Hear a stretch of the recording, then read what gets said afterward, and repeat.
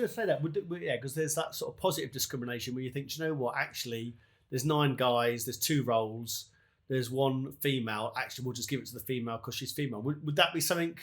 I'm not saying you promote, but is it something we need to do now to actually try and address the sort of the balance?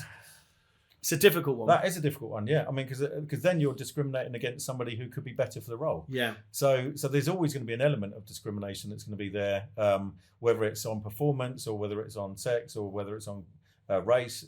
There's always going to be something that could potentially be there. And that's what I mean. I genuinely believe as long as you're in a place where you're recruiting for the right reasons, the right person, and they've got the right capability, then it shouldn't matter. When you're actually hiring, what initiatives are you working or have you worked on to sort of create a better employee experience? Have you looked at your office environment, or because I remember you mentioned before, you said maybe the office a few years ago wasn't as great as it could be, and they've changed it now. Yeah. Is there some things you've sort of reconsidered and think, you know what, this would be better for the employees, and you've got some initiatives to think about that? Yeah. So as I say, we're in a separate office to Westcoast, so. We've actually got quite a lot of space for the people that we've got. We've got a boardroom, we've got 3 other offices that are there, so we've got quite a big space. We're in a nice managed office. We've got a cafe downstairs. So we are we're right on a lake, so nice. they've got a nice little walk. So so from that perspective, it's it's quiet.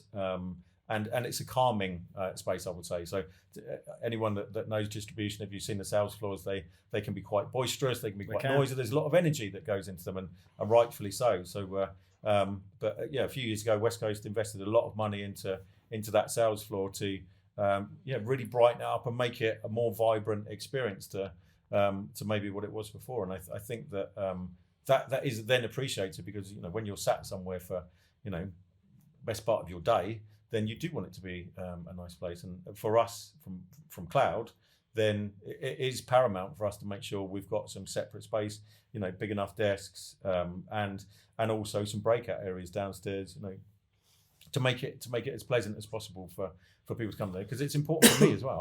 I want to go to a place where I go, this is a nice environment. And going back to the flexibility, you've obviously travelling from Christchurch, which I'm guessing takes an hour and a half, hour and 45 minutes. Yeah, it's about that, yeah.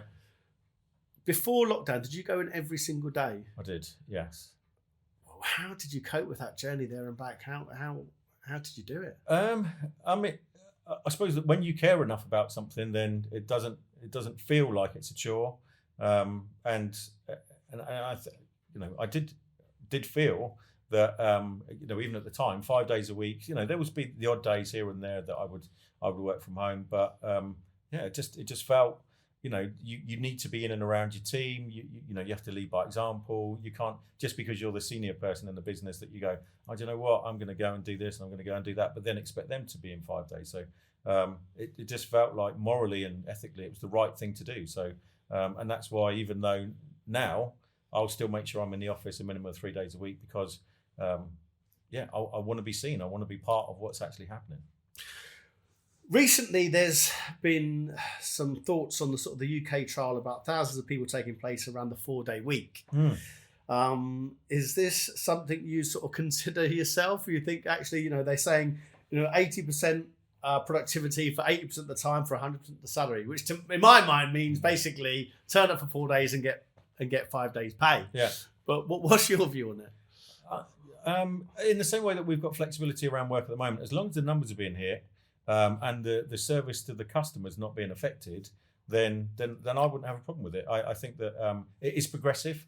I think that work-life balance, which has been highlighted with what's happened with the lockdown and COVID and things like that, I think that it has shown people this is what, and again, some people have really struggled with it, but some people have embraced that if I look back on that period of time when my children were young and grown up, that you never get that time back. And then obviously they get to the sort of age they are now, 28, 26, 24, and then you go, and you look back with fondness to their childhood, but it just seemed to go so quickly. And so I do resonate with that, and I do feel that if there is something we can do going forward that can help future generations of parents to enjoy their children more, then obviously a business is all about money, and it's all about making sure then I'd be supportive of that.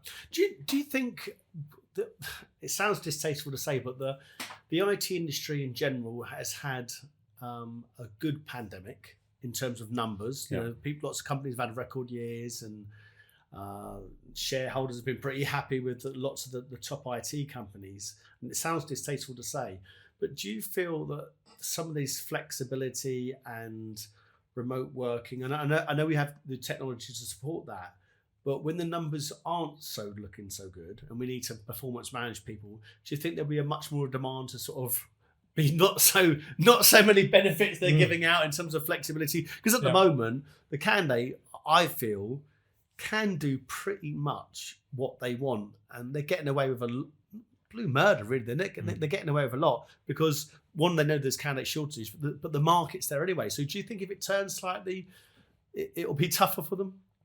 Yeah, I do. I think that, and again, you know, these are more made up numbers, but if you're in an office of 100 people, there would probably be 20 to 30% of them that you'd go, they need to be managed. They need to, and maybe in some cases more than that, but so you'd go, they need someone around them to keep an eye on them. And then to put those 20 to 30% in a place where, okay, now they're working from home, now they don't have somebody looking after them. Because some people, even when they're in the office, you have to walk past them and you have to give them a little, are you right there? Are you gonna do? And they go, yeah, sorry, I was just this, playing my phone, looking on this, you know, whatever site.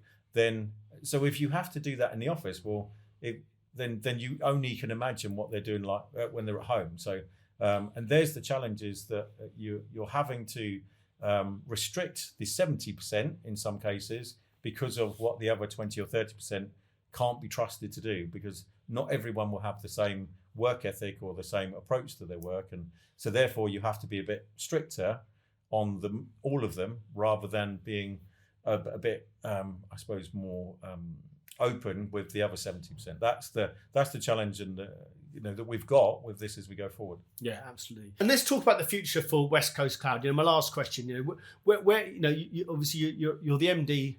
You've come in, you've scaled the business, you've got from 4 to 45 staff now, 120 million, as you said. Where do you see the next sort of 12, 18 months going for the business, and what's your plans? Yeah, so originally I felt like I'd be there for 5 years, and I've been there 7. So, you've lost 2 with the COVID. Yeah, exactly. Well, that's true. Yeah. So what are you trying to say?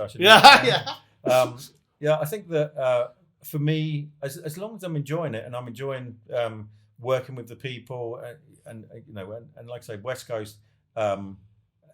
That experience of just being in and around the team of people that are there, I could just it's not because I work for them, but I just can't sing highly enough of them. They're just that sort of level of support. So it's almost like you go, well, I wouldn't want to go somewhere else to see if the grass was greener, because the grass is so green where it is already. So as a cloud business, I would expect us in the next sort of 2 to 3 years to be touching sort of 200 million turnover, and then it's almost like it's like a child that's grown up and is still growing up into something even bigger and better. And I think that's where the pride comes from in the people.